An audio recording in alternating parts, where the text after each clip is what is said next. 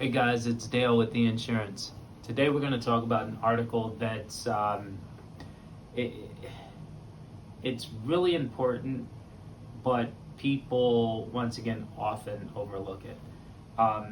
The title is "Does your home insurance cover animal damage?"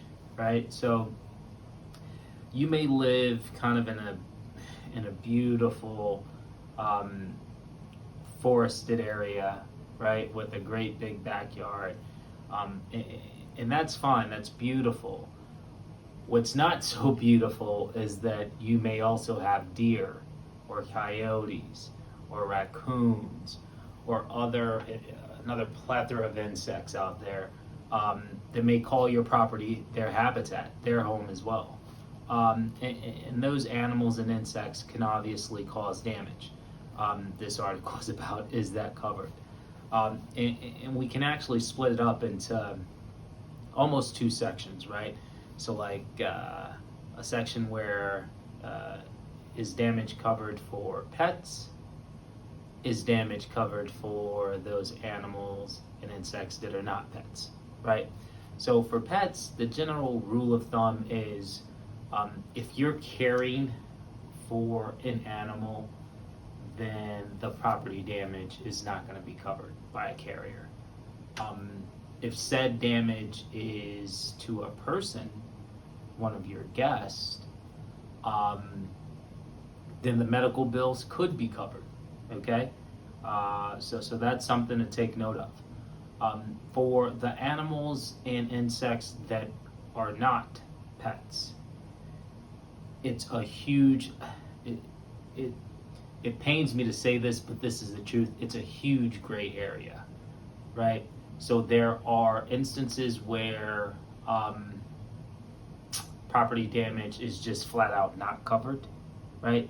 And then there's instances where it may be covered, but even that's not guaranteed, right? Which means that it's imperative that you go over your policy, and not just go over your policy, but pick up the phone and, if you can, talk to your underwriter.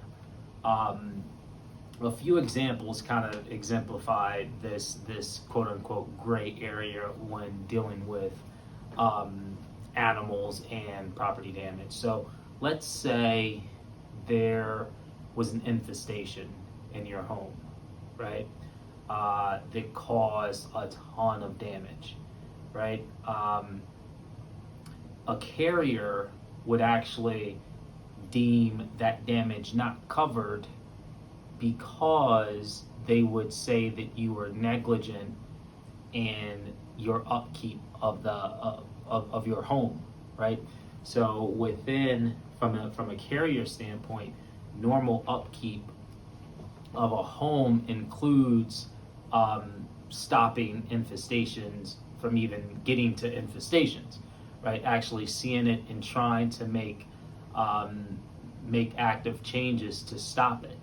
Now, if you prove that you were making these changes, you recognize and you tried to stop it, then you may have a case. But if you didn't do anything and they deemed that it was visible, and a normal person in the normal upkeep of a home would have kind of taken preventative measures, then they would deem it not covered. On the flip side, you look at another example. If an infested tree fell on your home and damaged your home, there's a good chance that would be covered.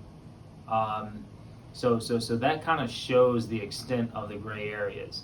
And then typically with kind of wild animals, with kind of your deer, your bear, your raccoons, damage from those types of things or those types of animals are generally covered. But once again, because of the gray area when dealing with property damage from animals, it's just not it's not very clear, and it's not cut and dry. So because of that, if you find yourself in a situation where you're looking for coverage for property damage from an animal, make sure that you dig into your policy, and it's worth your while at the very least to pick up the phone and talk to an agent or an underwriter if you can, and maybe even submit a formal claim, because even in those instances that you feel there's no way this is covered, you may be surprised. You may be surprised. It's that obscure. So I know it's not cut and dry. It's not black and white, but hopefully this has been helpful. Thanks for stopping by. We'll talk to you next week.